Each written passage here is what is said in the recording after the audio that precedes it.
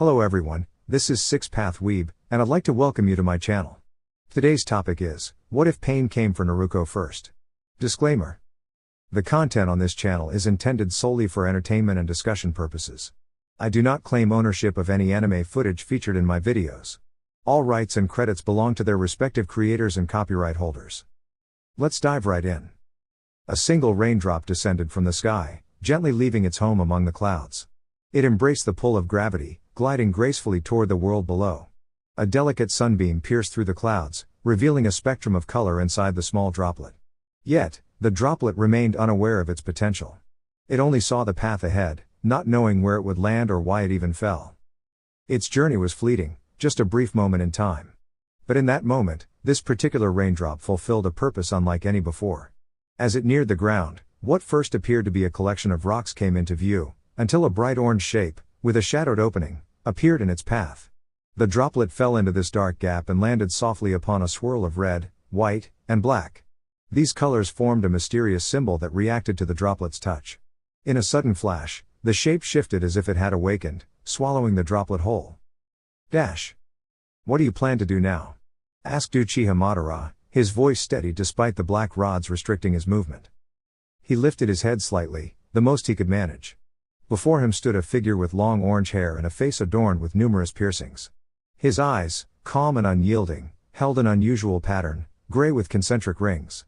Reaching forward from beneath a dark cloak patterned with red clouds, the man grasped the rod impaling Madara's leg and gave it a twist. Madara clenched his jaw at the discomfort. If I cannot have the artifact, the man spoke calmly, then I will build something else.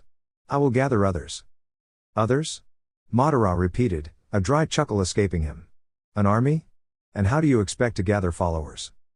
People are drawn to strength, the man responded. To the power to defend, and sometimes, to cause harm. I will call upon those who know hardship. They will understand my goal. The Jinchuriki? Madara smirked faintly. You believe they will align with you? They carry burdens few can understand. It is because of that burden that they will listen. I can offer them something they've longed for, peace, or something close to it. Madara looked at the man thoughtfully, then said, peace is merely a dream. It cannot erase what lives in people's hearts. The figure stepped around to Madara's side. True. But without struggle, peace has no meaning. I will show the world what hardship truly is. He placed his hand gently on Madara's head. You have experienced much. Now, rest. Madara's eyes slowly closed, his expression calm as the world faded from view. The forest blurred past under the night sky. Shadows danced between the trees, hiding mysteries in the silence. A lone figure darted through the woods, young, frightened, and confused. She wasn't fast enough to make the world blur, it was the tears clouding her eyes that did. Naruko Uzumaki moved from branch to branch, her hands and feet gripping the wood with urgency. Her blonde hair whipped behind her as she ran. Naruko-chan, you can't run forever. The voice echoed through the trees, sending chills down her spine. Iruka-sensei isn't here to save you anymore. Leave me alone, Naruko shouted, her voice breaking. Just go away. Oh, poor little fox. Still thinks she can hide. Naruko swung from a branch, shifting directions to throw her pursuer off. She clutched a scroll tightly to her chest, the scroll of sealing. Mizuki had told her that stealing it and learning a jutsu would make her a true ninja. But it was a lie. Mizuki had only used her. When Iruka-sensei had tried to protect her, Naruko was told to run. Now, Mizuki was close behind. Was Iruka okay? The thought made her heart race faster. Would you like help? A gentle voice asked suddenly, as if beside her. Naruko froze. It wasn't Mizuki's voice. It was unfamiliar, calm, soft, but unsettling. If you want, we can protect you. But in return, you must come with us. Naruko's eyes widened. There were two of them? She didn't know what to believe, but there was no time to hesitate. Naruko-chan, come out. Mizuki's voice called again, closer now. Fine. I accept, Naruko whispered urgently, curling tighter beneath the tree roots. A rustling sound followed, like bark shifting. She turned to see a figure emerging from the very tree she hid beneath. His body was split in color, half pale white, half deep black, and his yellow eyes observed her calmly. He stepped forward from what appeared to be a plant-like shell. It's done, he said. Then, in front of her, he placed Mizuki, unconscious and no longer a threat. Naruko gasped and looked up at the unusual figure. You made a promise, he reminded her, his tone firm but not cruel. She didn't know what to say. He had helped her, but there was something eerie about him. We mean you no harm, the gentler voice assured her. If we did, we would have left you to Mizuki. The white side of the figure looked to the black half and said calmly, you were too harsh. Then he looked back to Naruko. I apologize for the tone. It was unnecessary. Naruko's breathing slowed slightly. She didn't know if she trusted him, but they had saved her. Are you lonely? The white half asked softly. Naruko's expression changed. How did he know? When you're alone, the voice continued, you feel like no one sees you. But we want to bring you to others. Others who are like you. Special, and misunderstood. Just like you. Others. Like me? Naruko whispered. You carry something within you. But you are not the only one. There are others with similar stories. Naruko's heart skipped. Could it be true? Why stay here? The darker voice asked. This place does not welcome you. She looked toward the village. Was there a place for her anymore? I'll come with you, she said quietly. The figure smiled. That's good to hear. Leave the scroll. It will draw attention. Naruko gently placed the scroll against the tree. She glanced at the mysterious figure, no longer threatening, but still hard to read. My name is Naruko Uzumaki, she said. The figure nodded. You may call us Zetsu. Naruko blinked. Us? Zetsu smirked slightly. We are two, yet one. They walked together through the forest under the moonlight. So, Zetsu-san, Naruko asked, what about Mizuki? Zetsu glanced at her. We will take him. There must be no trace of this event. Naruko didn't argue. She wasn't sure what to think, but Zetsu had kept their word. You said there were others like me, she asked again, are they? All together? Our leader will explain everything, Zetsu replied. We are part of an organization that understands what the world cannot. Naruko walked in silence. She wasn't sure what awaited her, but for once, she felt like she wasn't alone. The night sky was beautifully clear, something rarely seen in Amigakure, the village hidden in the rain. The gentle moonlight bathed the village in a soft glow, making the usually shadowed buildings visible from above. High atop one of Amigakure's towering structures, a man sat calmly on an extended stone ledge shaped like a tongue, part of the unusual architecture that defined the area. His spiky orange hair was muted under the moonlight, and his many facial piercings shimmered faintly beneath the stars. His expression was unreadable as his silver, ripple-patterned eyes studied the landscape with quiet focus. It seems Zetsu-san was successful, he said in a calm tone. Uzumaki Naruko, the Kyubi Jinchuriki, came willingly. I see, a composed woman responded from inside the building, stepping into view. What has she learned? She is not yet a trained shinobi, only a student at the academy. She has no meaningful ties to Konohagakure, and it appears the villagers kept their distance.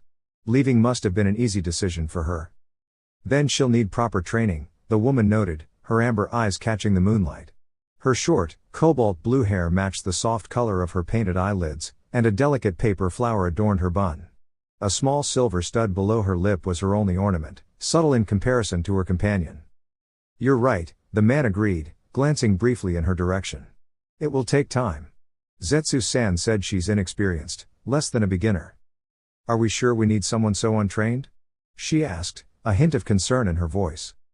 Even we were inexperienced once, the man replied, his gaze returning to the village below. You may decide who will oversee her training. The woman gave a slight nod and turned to leave. And Konan, the man added, make sure she feels safe. Her potential is vast, and we must be cautious. She shouldn't feel cornered. I understand, Pain, Konan answered, continuing her exit. As the door closed, Pain rested his hand against his chin thoughtfully. This will take time, he murmured. Everything is shifting. Zetsu glanced behind him, a faint crease forming on his brow. Naruko noticed and turned to look, but only saw leaves rustling gently in the wind. What's wrong? She asked. It seems Konoha is still pursuing us, Zetsu replied. They're tracking our path. They're still following? Naruko said, worry in her voice. But I left the scroll like you said. The village tends to view people like you as powerful tools. They may want to bring you back, Zetsu explained. Bring me back? Naruko asked softly, her uncertainty growing. It didn't seem like something Konoha would do, but then again, she had learned not everything was as it seemed. Let's move quickly, Zetsu said, crouching low. The leafy structure atop his head separated slightly. Climb on. Though the sight made Naruko hesitant, those leaves looked like jaws, the distant sound of barking dogs made her decision easier. She quickly climbed onto Zetsu's back, settling onto his shoulders.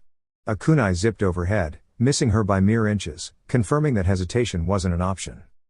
Zetsu dove into the ground, and everything turned black. Naruko couldn't see a thing, all she could do was listen to the muffled sounds beyond and hold on. Surprisingly, the air inside was crisp and fresh, better than expected for such a confined space. Curious, Naruko wondered if it had to do with Zetsu's strange nature. I hope you're not uncomfortable in small spaces? Zetsu asked, his eyes giving off a gentle yellow glow. I'm all right, Naruko responded. But I do feel a little lightheaded. Understandable, Zetsu replied. Traveling this way isn't easy on others. Naruko remained quiet for a moment, thinking about her strange circumstances. Despite the confusion, she saw a possibility. Zetsu and his allies were clearly strong. If they agreed to train her, perhaps she could grow stronger faster than in the academy. So, how far are we going? She asked. Not far now, Zetsu answered. We've lost those who were following. Naruko was amazed. Already? She hadn't realized they had moved so quickly. This must be some kind of technique, she said, excited. You're just now realizing that? Came a quiet mutter from Zetsu. Naruko flushed, not realizing she had spoken aloud. But she was fascinated. Was it possible to learn a technique like this? She had so many questions. You ask a lot, Zetsu said, sounding mildly amused. Try to keep quiet. Naruko nodded, but her curiosity remained. Eventually, the ground rumbled as they rose back to the surface. As Zetsu emerged, the leafy shell parted, and Naruko tumbled gently to the ground.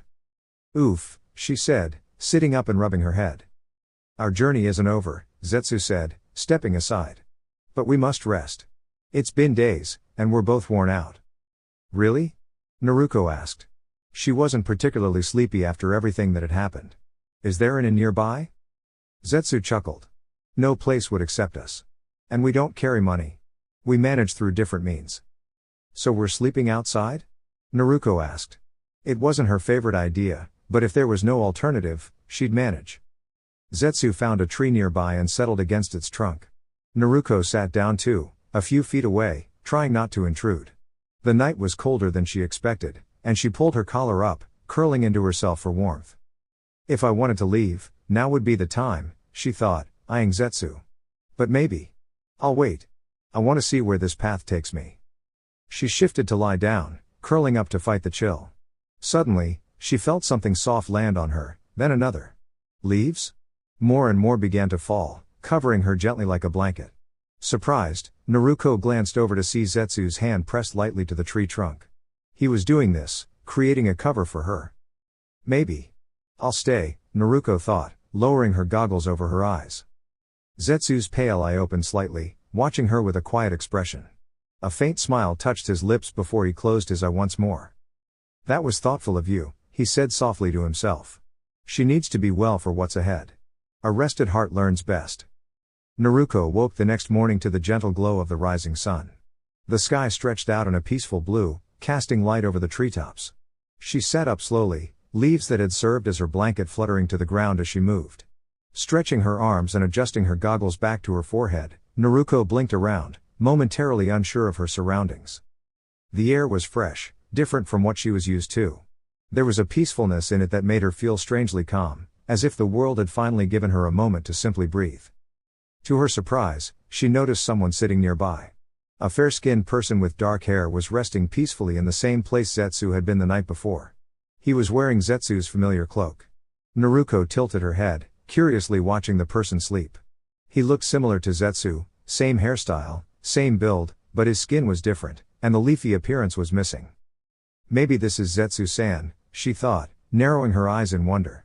Maybe the way he usually looks is just a jutsu, and this is how he appears when resting. Suddenly, the man stirred. In a swift moment, colors swept across his form, black and white patterns returned to his skin, his eyes briefly shifted from blue to golden yellow, and the leafy textures reappeared on his cloak. He was Zetsu once more, just as she remembered him. Naruko had scooted back slightly, pointing at him with wide eyes. What was that? She asked, clearly startled. That didn't look like any jutsu I've seen. You didn't even use hand signs. Zetsu looked at her calmly. It's impolite to point, he said, brushing himself off. Your skin, it looked completely different just now, Naruko said, still processing what she had seen. Zetsu's expression became serious. This is our natural form, he said evenly. Oh. I didn't mean anything bad by it, Naruko said quickly, bowing her head in apology. I was just surprised, that's all. I'm sorry. Zetsu studied her a moment longer, then his expression softened. We were asleep. We wouldn't know. With that, he began walking forward. Naruko watched him go, then hurried to her feet to catch up. Rather than walking along the main road, they stayed among the trees. Naruko wasn't exactly great with geography, but Zetsu seemed to know the area well, which made her feel a bit more comfortable. Still, Naruko found herself glancing at Zetsu now and then. She felt a little bad about earlier, she hadn't meant to react so strongly. Zetsu didn't seem like the type to be easily upset, but everyone had feelings. I really messed up, she thought. I shouldn't have jumped to conclusions. You're probably hungry, Zetsu said without looking back. Our usual meals wouldn't suit your tastes. Huh? Oh, I'm fine. Naruko replied quickly, though her stomach growled loudly a moment later. Zetsu raised an eyebrow, then reached into his cloak. There's an inn ahead. You can eat there. Here, take this. He handed her a small wallet. Naruko blinked, puzzled. But I thought you said you didn't have any money? We don't, Zetsu replied simply, pointing ahead. The inn is that way. We'll wait for you nearby. Naruko looked at the wallet, then back at Zetsu. After a pause, she nodded and started down the path. Soon enough, she spotted the inn, a cozy, charming place that looked more like a large cottage than a commercial building. Holding the wallet tightly, Naruko opened it to see how much was inside, and nearly dropped it in surprise when a familiar picture stared back at her. It was Mizuki's identification card. Naruko stared at it, unsettled. This must have been Mizuki's wallet, and Zetsu must have picked it up. Naruko didn't feel comfortable using it, but her growling stomach reminded her of her current situation. She carefully took just enough money to buy a meal, trying not to think too hard about it. The inside of the inn was welcoming. The receptionists, twin sisters by the look of it, smiled warmly at her. Good morning, young lady, one greeted. Can we help you with something? Naruko nodded, a bit nervously. Is there somewhere I can get breakfast? Absolutely. The cafeteria is just down that hall, the other replied with a gesture. Enjoy. Naruko gave them a grateful smile and headed in the direction they'd indicated. The hallway opened into a lovely terrace with round tables and umbrellas. A small koi pond sat nearby, adding a peaceful atmosphere. This place is really nice, Naruko thought, then added, I probably look out of place here. But I can't walk away now. At the far side of the terrace, a young man behind a kitchen counter noticed her and smiled. Can I help you? He asked kindly. Naruko stepped over and looked at the menu. I'm just not used to places like this, she admitted. That's okay, the man said warmly. It's not much different from any regular food stand. Just take your time. Naruko nodded and after a moment, pointed confidently. I'll have the pork miso ramen. Coming right up, the cook replied. She took a seat while she waited, observing the peaceful morning. Birds chirped in the trees and fish swam lazily in the pond. It felt so calm. You're the first person I've met who orders ramen for breakfast, the cook chuckled as he worked. Naruko grinned. Well, now you've met one. He laughed lightly, then handed over the steaming bowl. Naruko placed the money she had taken on the counter.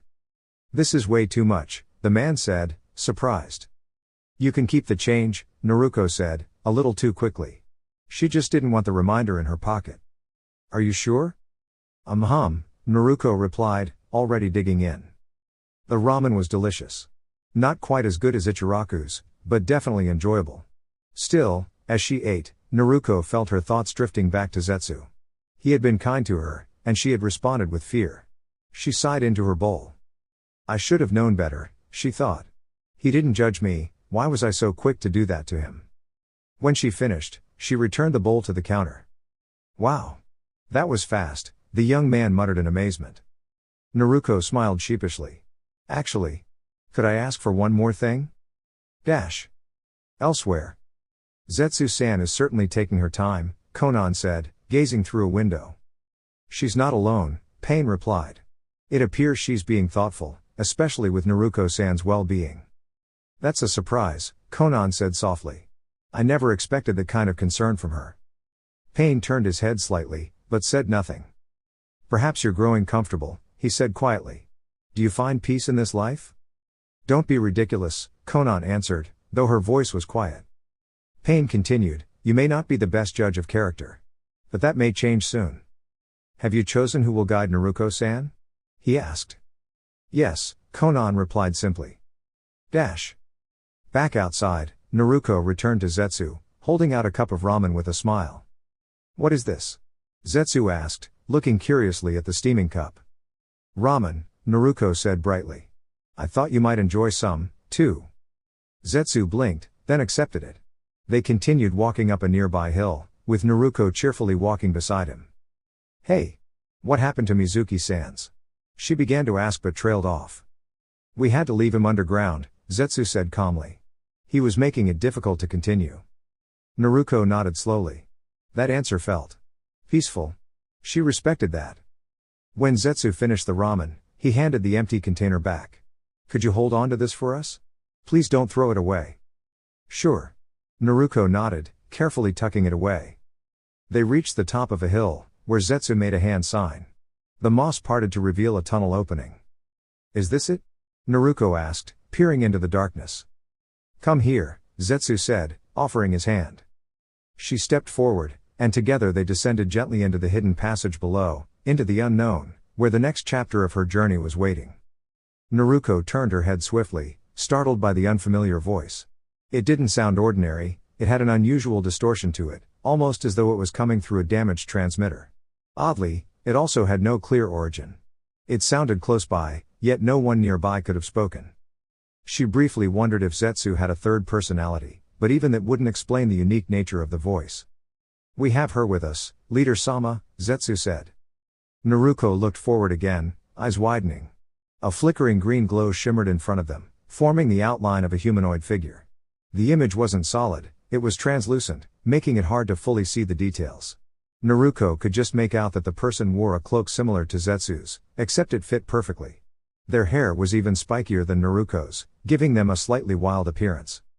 But what stood out most were the person's eyes, gray in both the sclera and iris, outlined in thin black rings. Several concentric circles surrounded the iris, resembling ripples in water.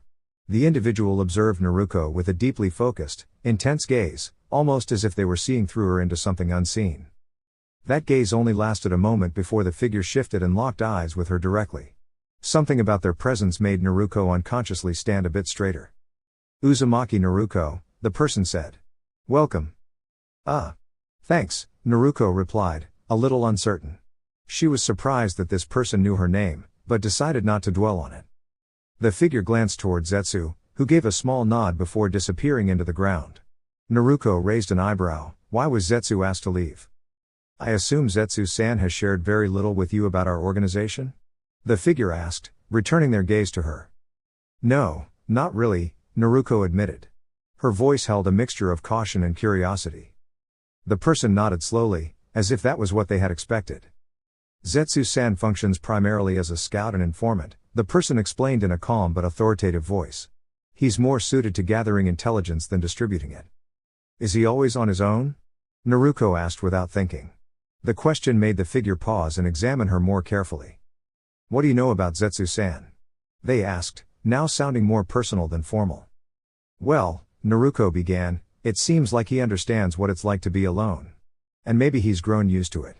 People avoid him because of how he appears, and no one really takes the time to know who he is inside.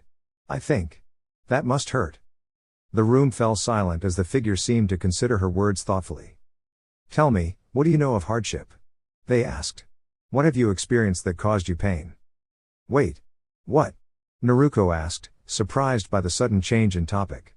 The person seemed genuinely curious about her now, which caught her off guard. Our group, Akatsuki, is made up of individuals who have walked away from their villages for many reasons, the figure explained. Some felt misunderstood, others were never given a chance. We all carry something. I'd like to hear what you carry. Naruko's thoughts clicked into place. Akatsuki, that was the name Zetsu had mentioned. And this person, referred to as Leader Sama, was the head of it all.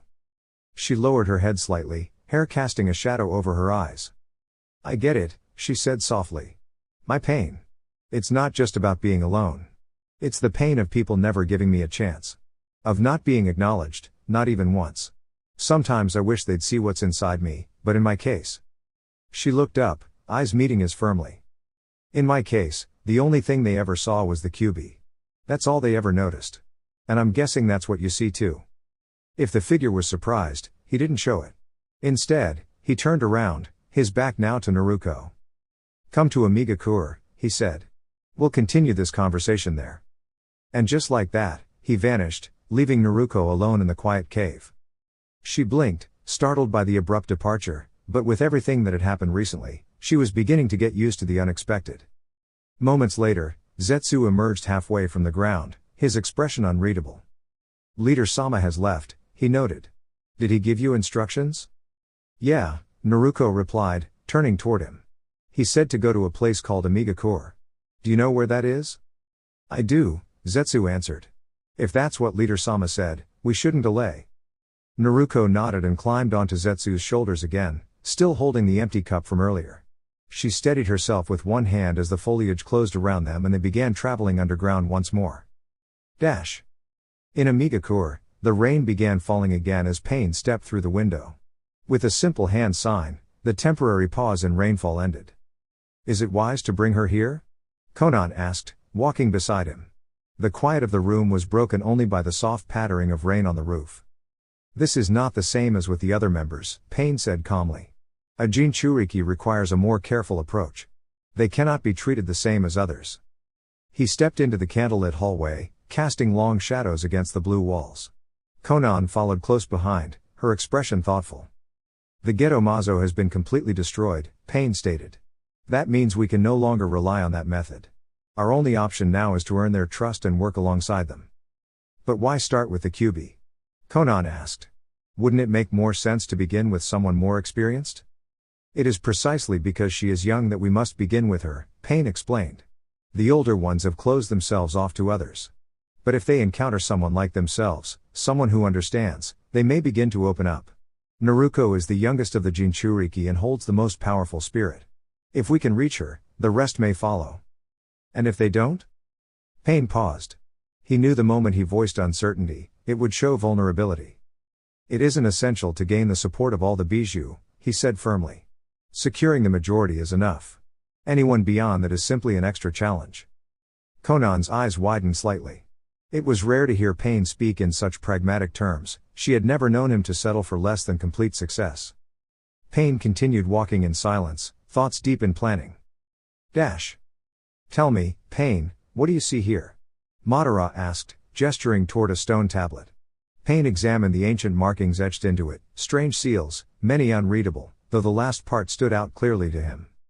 This appears to describe the origins of the bijou, Madara said. It suggests they were once one, known as the Jubi. It also refers to the Sage of Six Paths and his connection to the Jubi. Most of the writing can only be read with special abilities, Sharingan, Mangekyo, and beyond. But the final part. Only the Rinnegan can decipher that. Pain nodded slowly, reading the tablet again. This tells me one thing, he said with certainty. Madara looked on, expectant. And that is? He asked. Pain closed his eyes, then opened them again. Shinra Tensei.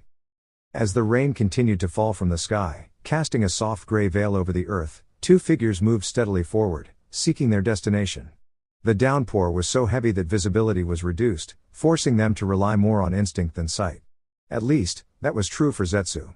Naruko, however, wore her goggles. Whoa, where's all this rain coming from? Naruko asked, dropping an empty cup into a nearby bin. Zetsu glanced down at her but kept walking toward a looming shadow that stretched above them. This is Ame, after all, he replied, his voice partially muffled by the rain. We would have already arrived if you had managed to stay indoors a bit longer. Sorry, I didn't mean to slow you down, Naruko said sincerely, looking up at him. Truthfully, the underground travel had left her feeling a little dizzy. And while she didn't enjoy being drenched either, it wasn't quite as bad for her as it was for Zetsu. Her collar was wide, And like everyone else they passed, she was soaked. She nearly stumbled when she realized they were now ascending a strange staircase, one of those outdoor kinds that stretched horizontally for a while before rising again. Naruko always found them inefficient. But judging by Zetsu's focused pace, they were almost at their destination. That assumption proved correct when a towering building came into view. It was shaped like a spire, rising higher than Naruko could clearly see through the downpour. Attempting to measure its height only worsened her visibility, so she focused on the path before her as they entered through a set of tall, double doors. Inside, Naruko shook her head vigorously to shed the water, not needing to worry about Zetsu, whose leafy form naturally deflected the rain. They stood in a grand entry hall, the polished black marble floor gleaming under a hanging chandelier. The walls were decorated with artistic floral arrangements, though Naruko barely registered them. Comfortable armchairs lined the walls, giving the impression of a formal waiting area. On the left, a group of chairs were arranged neatly, and on the right sat a sofa flanked by two angled armchairs, all made of sleek black leather. The atmosphere felt formal and somewhat chilly, both in temperature and mood. The receptionist behind the left side desk seemed unaffected, perhaps accustomed to the cool air or seated near a heater. They continued farther into the room until a figure approached them, likely a chunin from the village, though his scratched headband suggested a more complex allegiance. He looked between Zetsu and Naruko before offering a polite bow. "Zetsu-sama, Naruko-sama, this way, please," he said, then turned and began to lead them onward. "Naruko-sama?" Naruko repeated softly, glancing up at Zetsu with curiosity. He simply motioned for her to follow, and she complied. The chunin led them to a side room and turned to bow once more. "Please, Naruko-sama, there is a change of clothing prepared for you inside," he said, opening the door respectfully. Naruko looked to Zetsu again, who rolled his eyes slightly before gently guiding her in. The chunin closed the door, leaving her alone in what seemed to be a combination of changing room and restroom. A full-length mirror stood on one wall, opposite a hand dryer and a modest chair. On the chair were a towel and fresh clothes. Naruko picked up the towel and began drying her hair, which clung to her from the rain. With her thick hair, water stayed longer than she liked. Perhaps she should have dried off her body first, but it was too late now. She removed her jacket and shirt, both soaked through, and patted down her arms and chest with the towel. Unfortunately, the towel quickly became saturated. Spotting the hand dryer, Naruko moved the chair beneath it, placed the dry clothes on her lap, and activated the warm airflow to help dry off. "Oh, ow, ow, ow, ow, ow," she yelped, jumping slightly. The air was hotter than expected, and her back had not appreciated the surprise. She rubbed her neck gently. "Is everything all right, Naruko-sama?" came the voice of the chunin from outside. "Yeah, I'm okay," Naruko replied, standing up and inspecting her back in the mirror. "No marks, just a mild sting." She removed her trousers, which were less soaked, and hung them over the back of the chair. The rain had fallen straight down, so her legs had stayed relatively dry. Picking up the clothes, which had tumbled to the floor, she placed them neatly on the seat and changed into them. The outfit consisted of thick navy blue slacks and a black and gray pullover, both of which fit surprisingly well, almost as if tailored for her. She zipped up the pullover and gathered her wet clothing before stepping out. Zetsu and the chunin were waiting, now joined by a woman, an attendant with neatly cropped blonde hair. She smiled at Naruko and reached out politely for the damp clothes. Naruko hesitated for a moment, then handed them over. The woman bowed quickly and disappeared down a hallway to the left. Zetsu, meanwhile, looked ready to move on. "Now that you're dry and changed, let's not delay any further," he said, then turned to the chunin. "You may return to your post." "Yes, Zetsu-sama," the chunin replied with another bow before leaving. Zetsu gestured for Naruko to follow as he walked down the hallway to the right, which curved out of sight. Naruko looked down at her sleeves, smoothing them with a faint smile. She had never worn anything that fit her so well before, it felt oddly comforting. They walked in silence until Zetsu stopped before a doorway. "It appears we have quite a climb ahead," he said. "Let's get started." Inside another room, a man with striking orange hair stood near a large open window, rain pattering gently outside. Konan, standing near the other side of the room, turned to address him. "They're on their way up," she said calmly. "Everything is prepared. Her training can begin whenever you give the word." "Good. She will benefit from the discipline," the man replied, his eyes still watching the rain. "But make sure Naruko isn't overwhelmed. She has a tendency to overexert herself." "Understood." The man didn't fully exit to the outside. He remained at the edge of the opening, watching the rain. After a moment of stillness, he stepped back inside. Something wrong? Conan asked, noting his uncharacteristic pacing. Not at the moment, he answered. Just taking extra precautions. She gave him a searching look, unsure about the sudden shift in his demeanor. He had never changed plans without reason. There's something I need you to prepare, he said, his voice thoughtful. Dash. Ha. Ha. Naruko leaned against her knees, catching her breath. She had lost count of how many steps they'd climbed. She was beginning to wonder if they were under some kind of illusion. Zetsu didn't seem tired at all. The stairs just kept coming. There has got to be a faster way. She panted, standing up again. Enough complaining. We're nearly there. Yeah. Nearly from when we started, she muttered but continued climbing. Her legs were definitely feeling the effort. The stairwell itself was plain, blue walls, green railings, linoleum floors. It felt more like an emergency exit than a grand staircase, which made sense considering who was leading the way. After several more floors, they finally stepped into a corridor, and Naruko nearly collapsed in relief. She braced herself against the wall, letting her legs recover. The hallway looked more like the entrance below, neat, with windows at both ends dressed with violet curtains. The candles lining the walls weren't lit. This way, Zetsu said, guiding her toward a set of double doors in the center of the hallway, tall mahogany gates separating them from the next phase of their journey. Naruko hesitated. She felt a flutter of nervousness at the thought of meeting the person behind the doors, but she stood tall as Zetsu knocked. Enter, came the voice from within. Zetsu turned to Naruko and nodded. This is where we part ways. Try not to offend the leader. What, you're leaving? She asked, surprised. He nodded, then slipped into the ground and disappeared. Naruko stared at the spot where he had stood, slightly stunned. She had actually grown to like his calm presence. Not wanting to delay any further, she turned and opened the door. The room was simple, stone walls, wooden floor, and a large window space without any glass. It was wider than it was long, with very few furnishings. Naruko stepped into the middle, looking for the source of the voice.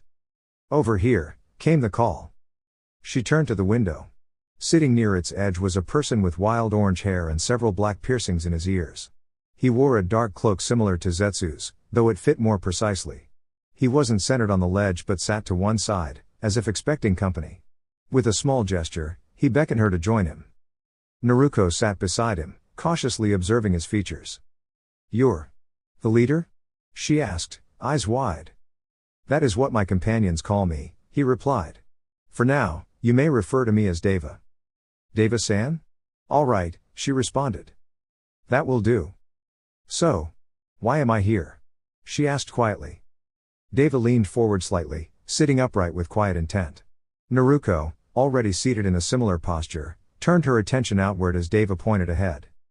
Tell me what you see out there, he said gently, among the upper levels of the buildings on the far side of the village.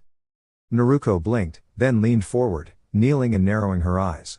She scanned the distant skyline, focusing on the tall structures.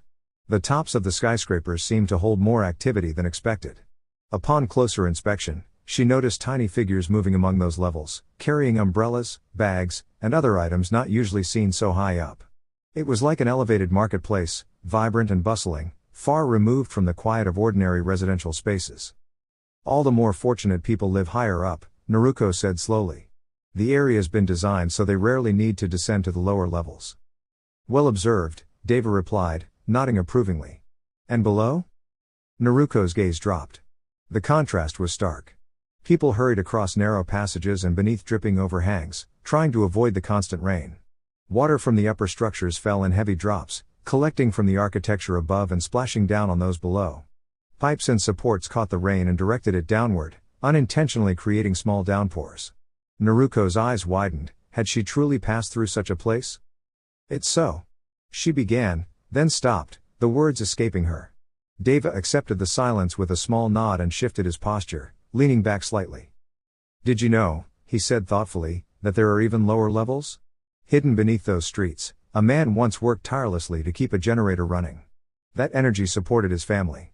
But the system was flawed.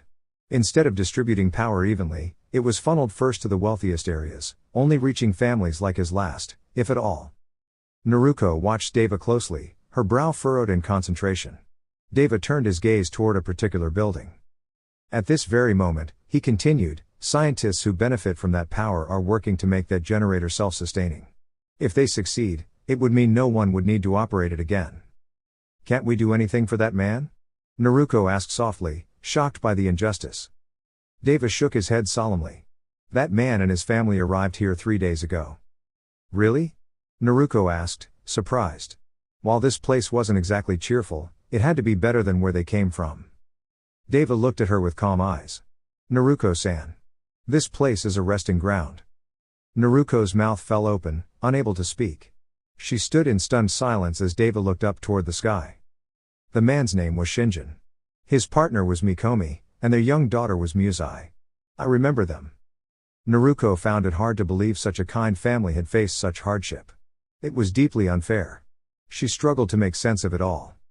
Now, let me ask you something, Naruko-san, Deva said gently. If you had the power to make a difference, what would you do, now that you know this story? Naruko blinked, returning her focus to him. If I had the power, I'd make sure no one had to go through that again. I'd do everything I could to help them live better lives. Deva studied her closely, then brought a hand to his chin and thought. No.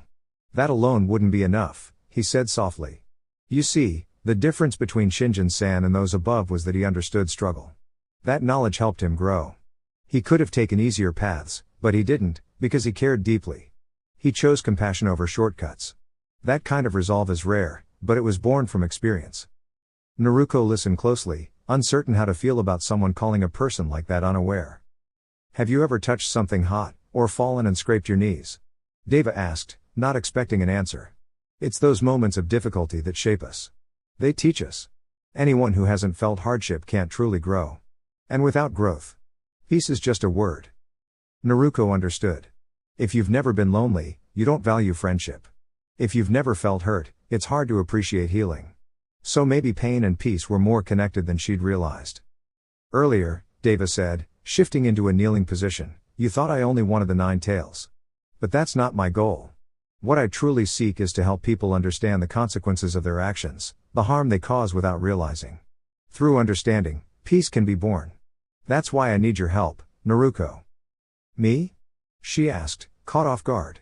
She didn't see herself as powerful or particularly important. Deva nodded. Yes. At first, I only saw you as someone to use.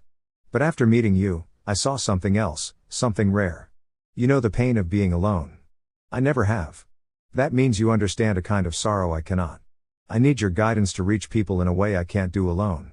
So, Naruko-san, will you help me? Naruko absorbed his words. Everything he said felt sincere, like it came from deep within. She admired that kind of conviction. But she also sensed how determined he was. If he believed his path was right, how far would he go to pursue it? Still, she knew her answer. All right, Deva-san, she said, sitting up straighter. I'll help you. Deva watched her closely before offering a respectful nod. Thank you. Understand this, I'm placing great trust in you. Only one member of Akatsuki knows my true name. So, I'm part of Akatsuki now? Naruko asked hesitantly. Deva shook his head. No, you will not be a member. I have another path in mind. Please, follow me.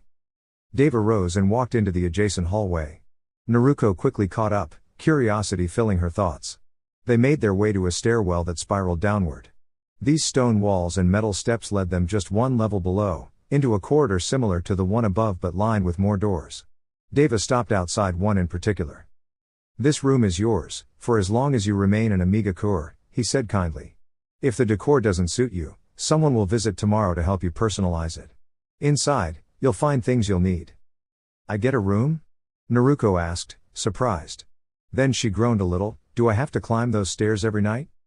That won't be necessary, Deva replied. You'll find a special scroll inside.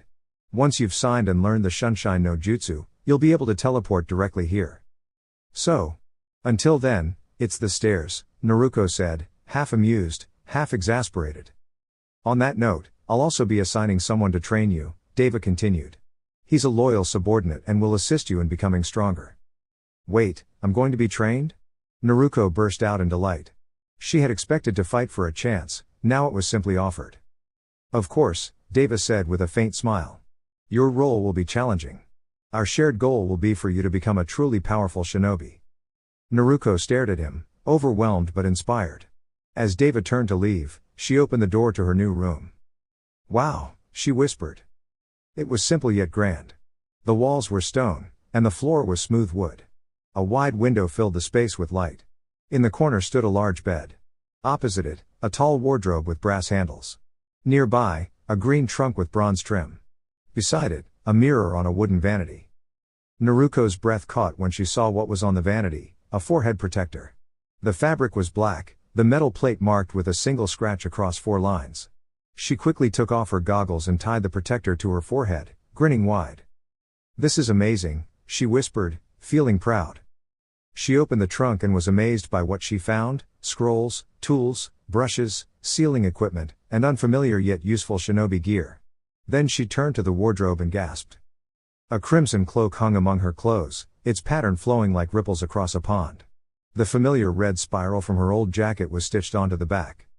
"This is beautiful," she said, carefully laying it on the bed. Just then, a knock came at the door. She walked over and opened it slowly, only to be met by an imposing figure in a traditional cloak and hat. "Uzumaki Naruko?" the man asked, looking down with calm eyes. "It's a pleasure to meet you. You may call me Hoshigaki Kisame." Dear YouTube family, that's a wrap for now. If you enjoyed the content, don't forget to like, share, and subscribe to stay tuned for more. Thank you for your support. 6 Path Weeb.